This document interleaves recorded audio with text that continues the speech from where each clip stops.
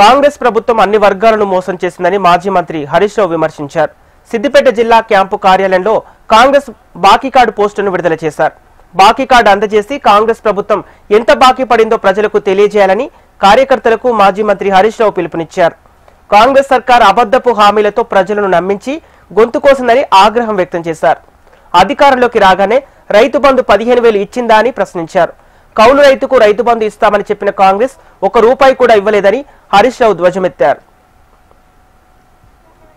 ఈ బాకీ కార్డు ప్రతి ఇంట్లో రేపు ముట్టాలి, ప్రతి ఇంట్లో చర్చ జరగాలి. కాంగ్రెస్ మోసాలను, కాంగ్రెస్ దగాను మనం ఎండగట్టాల్సినటువంటి అవసరం ఉంది.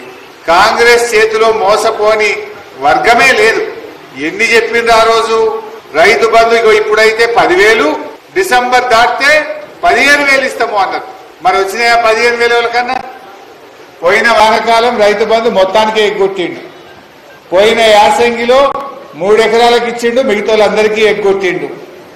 ఇప్పుడు పంచాయతీ ఎన్నికలు ఉన్నాయని చెప్పి 12,000 ఇచ్చిండు, మీద 3,000 ఎగ్గొట్టిండు. ఎగ్గొట్టిండా లేదా? అంటే ఇవాళ ప్రతి రైతుకు కాంగ్రెస్ పార్టీ 75,000 రూపాయలు రైతు బంధు బాకీ పడ్డది. మనం యావరేజ్ ఏంటంటే 4 ఎకరాలు తీసుకుంటే ప్రతి రైతుకు పోయిన వానకాలమి, యాసంగి, ఈ వానకాలంలో కూడా 3,000 ఎగ్గొట్టిండు.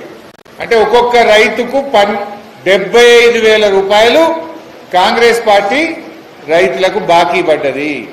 అదేవిధంగా రైతులకు ఆ రోజు ఏం చెప్పిండ్రు? రైతుకి ఇస్తాం, కౌలు రైతుకి ఇస్తాం, ఇద్దరికి ఇస్తాం. ఒకరికిచ్చి ఒకరికి ఎగ్గొట్టుడు మాకు తెలియదు, మాకు అట్లాంటి పద్ధతి లేదు. రైతుకే ఇస్తాం 15,000, కౌలు రైతుకు కూడా 15,000 ఇస్తా అన్నాడు. ₹1 కౌలు రైతుకి ఇచ్చిండ్రా? మీకు ఆ వీడియోలు కూడా పంపుతా. రేవంత్ రెడ్డి ఆనాడు రైతుకిచ్చి కౌలు రైతుకి ఎగ్గొట్టాం, కౌలు రైతుకిచ్చి రైతుకి ఎగ్గొట్టాం, ఇద్దరికి రైతు బంధు ఇస్తా, 15,000 ఇస్తా, 2 పంటలు కాదు 3 పంటలకు ఇస్తా అన్నాడు. అలేదా? 2 లేదు 3 లేదు, మొదటికే మోసం పెట్టిండు.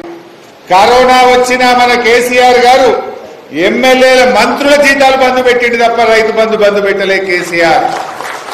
కానీ రేవంత్ రెడ్డి పోయిన వానకాలం ఎగ్గొట్టిండు, యాసంగిల 3 ఎకరాలకే ఇచ్చిండు, ఇప్పుడు కూడా 12,000 ఇచ్చిండు. దీన్ని దృష్టిలో పెట్టుకోవాలి. అన్ని అబద్ధాలే. అప్పుడు ఏమన్నారు? పెద్ద పెద్దోళ్ళకి ఇచ్చిండు కేసీఆర్ అన్నాడు. మరి ఇప్పుడు రేవంత్ రెడ్డి ఏం చేసిండు? అందరికి ఇచ్చిండు ఆయన కూడా.